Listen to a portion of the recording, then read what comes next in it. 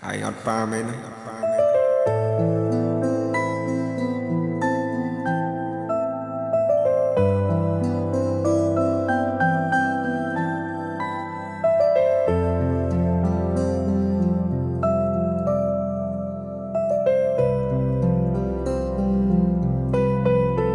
ខ្ញុំត្រូវរស់នៅអត់បានជាចាប់ប៉ុណ្ណឹងវ័យសិក្សា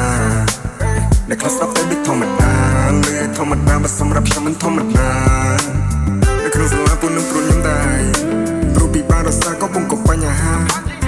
ថាក្មេងនេះអត់បានតែអត់បានតែខ្ញុំជឿចាំយ៉ាងណាតែខ្ញុំពីបាយយ៉ាងណាតែនេះណាដែលថាមិនចង់រួមមហាជុំពុកថាគុណចង់វិភាសានៅពេលដែលកូនកើតទុកតែបើសិនជាលោកនៅខ្ញុំមិនចាំមិនជិះពីស្រុកទៅប្រឡូកប្រឡាក់ដែរមួយថ្ងៃមិនដែរសនុកពីបណ្ដាមិនមានសោះក៏លោកពុកបងបយកូនអានថ្ងៃមួយមានចំណេះស្ទូចសាបើយើងទៅមួយបានគុណច្បងបានមានដំណួយចង់ឃើញអូមានតែមានឡានអ្នកផងគេមិនទទួលយ៉ាងនេះស្រឡាញ់តែពូនេះច្រើន